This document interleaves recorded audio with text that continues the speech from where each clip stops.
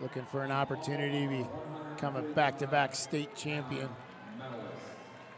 Get our look there at Colin Guy on the top of the podium for Quakertown, sophomore state champ.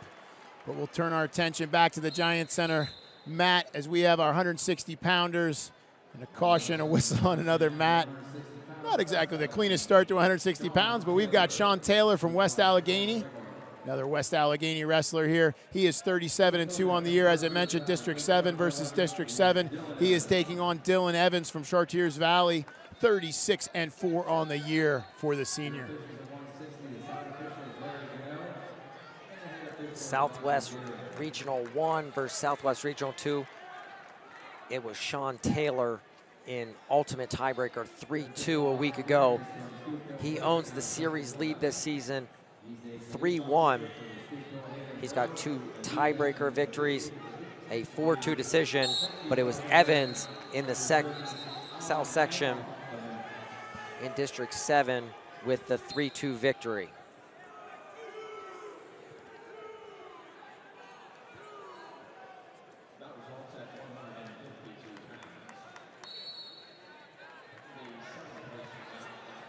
Taylor trying to fight for position with a 2-on-1. Evans clears out of it, and we're 1 minute into the first.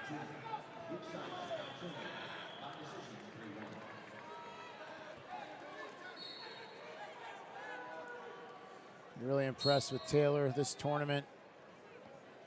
Fun to watch. Good athlete, good technician. Coaches for Chartiers Valley want that stall call. Bill Evans, double vested interest here, and we've seen it all night long. Fathers being the head coaches, you know, right from the get-go in AA at 106, Josh Deputy and Dominic Deputy. Seen Denny Hare coach both his sons. And Coach Evans trying to get in the ref's ear right away, because this is one of Dylan Evans. I mean, this is what he does. He likes to control matches, control the hand fight, always driving in. Coach Evans wants him, the referee, to understand that, hey, make Taylor stay in the middle.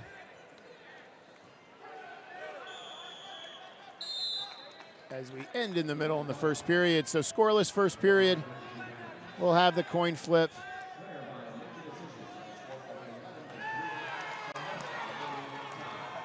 Taylor wins the toss, elects to go underneath. He's going to try to get on the board first with an escape or a reversal.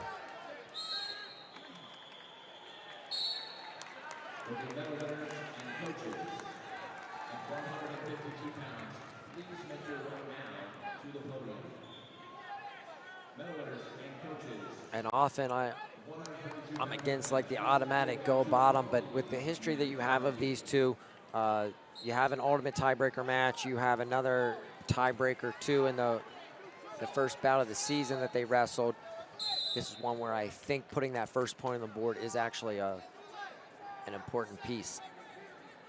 Well, and these guys are so familiar with each other. They know what they're getting into when they choose bottom. You know, sometimes if you're not sure what your opponent brings in the top game and you're just quickly go underneath, it becomes a problem.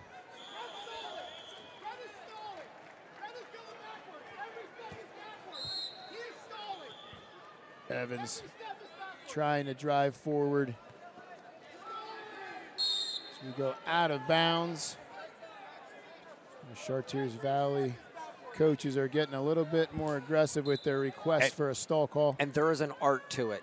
You make it known and then you let off. Whenever you continue to press and almost like you're showing up the official, they are more reluctant to call it. And the referee just had some words with coach saying, hey, stop it. I don't want to hear any more out of the corner.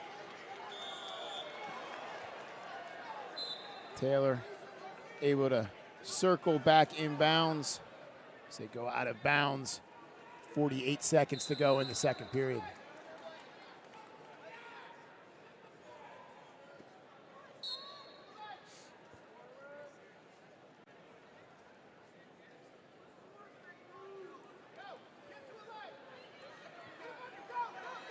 Now head in the hole for Evans. Transitions to a leg, head outside. He's got time, but does he have the space? They go out of bounds. Unable to take advantage of that position. Get the takedown with 22 seconds left. We'll get a restart in the middle. And talking to several people about this matchup, that's been the scenario that Evans has gone to the leg, not able to finish. Taylor just so difficult to put on the mat once you get to his leg.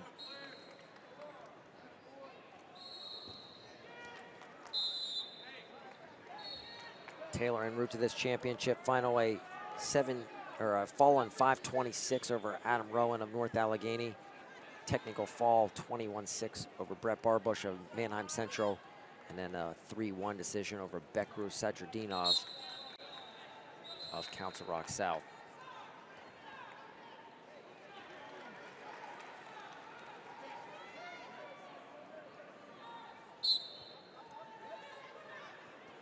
So Evans able to work to his feet, controls the hands, and gets an escape point of his own. So that's going to tie things up 1-1 early in the third period.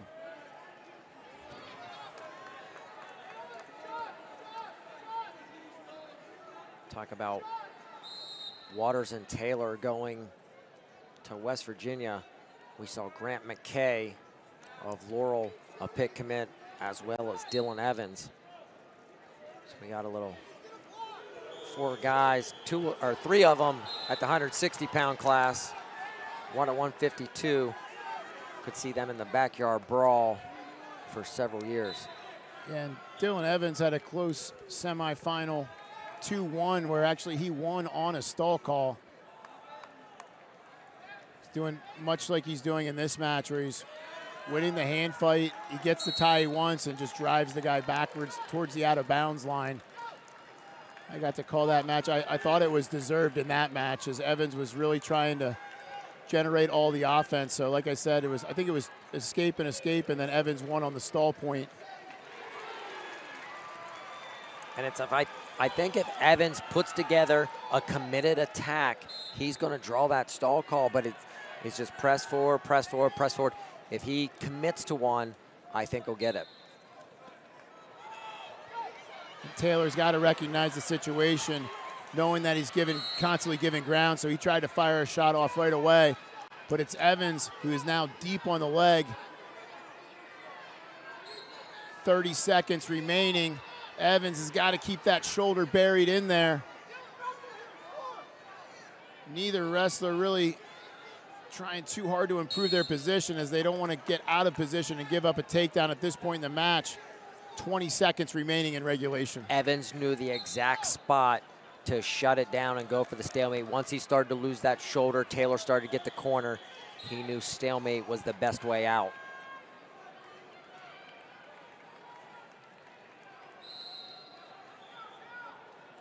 Taylor getting his finger caught in the singlet there for a second, able to work it free.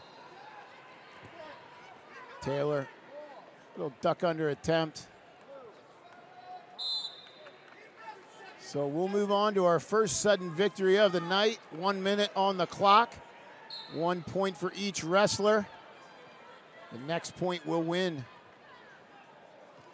And it will be Sean Taylor with choice in ultimate tiebreaker if we get there. Remember the nice job. He had that underhook, fired off the shot. We go out of bounds. Good shot by Evans, but not able to do anything with it. High school procedure, 1 minute sudden victory, 2 30-second tie-breaking periods. If we're still tied, it goes to a 30-second ultimate tiebreaker period, where if you ride them out, you get the victory. If you're on bottom, you need to get away. Nice duck under by Taylor. We'll see if he can return Evans. And if you're Evans, just run out of bounds. You're going to get hit with stalling, but you're not going to give up the takedown. Imminent scoring situation. You can call 1 point for fleeing the mat. I forgot fleeing in high school. You're right. Yep. But here we go. No control. Forgot the high school rules for a second there, so Evans couldn't just run out of bounds. Taylor tries to go side headlock, but there's no way he's going to turn that into 2 from that position, so he wisely let go of the side headlock and just fights from the regular position. How did Evans get out of that? Crazy. So that was definitely our most exciting flurry of the match. apologize for forgetting those high school rules. At college, though, guy gets rear stand, he might as well just run out of bounds. Yes, You're going to get absolutely. hit for stalling, but who cares? In high school, you can't do that, and I guarantee you that ref was going to hit him for, I mean, he was trying to get out of bounds, but he was going to get hit for fleeing the mat.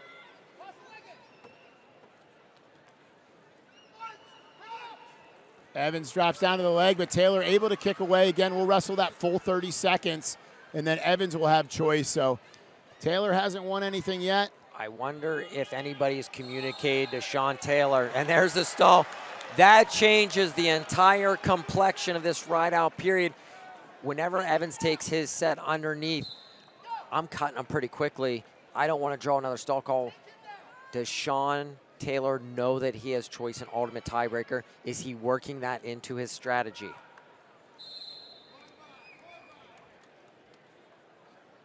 So Evans going underneath, trailing by 1, needs the escape to tie.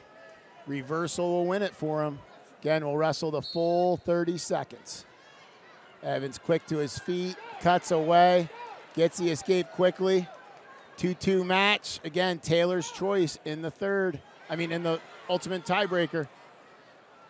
Evans working hard.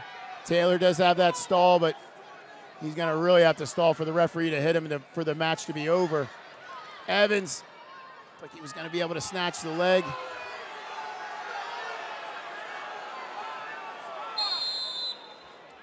So we'll head to ultimate. We got 30 seconds on the clock. Taylor's choice, he is going to go underneath.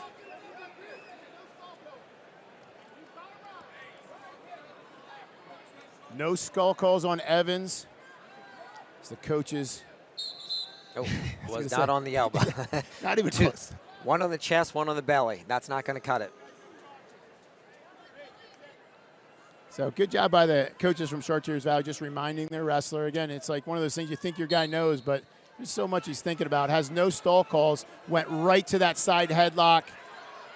And they do not want stalling called in this ultimate tiebreaker period at the high school level. Yeah, and I don't mind that stalemate at all. I mean, your referee clearly knew what Evans was trying to do with that side headlock. There's no way he was going anywhere with it. It's so hard to come out of there. When you get a tough guy just clinging on that side headlock, there's a potentially dangerous situation. Again, that high school rule, potentially dangerous when the guy's on your back and you're up on your feet. 18 seconds for Taylor. And Taylor stands up, stalling on bottom. And that's unbelievable. That's the match. Unbelievable. So that's the match. So Taylor stood up 2 times in a row. I don't. Referees are going to talk it out. And the real problem, I think, with this is it's called so inconsistently across the board. He was on his way up as the leg was coming in, so to interpret it that the boots were in and he drew the potentially dangerous call, I'm going to fully disagree with this call. It's tough. The officials are going to talk it out one more time. And like I said, I think the biggest issue is the inconsistency of the situation.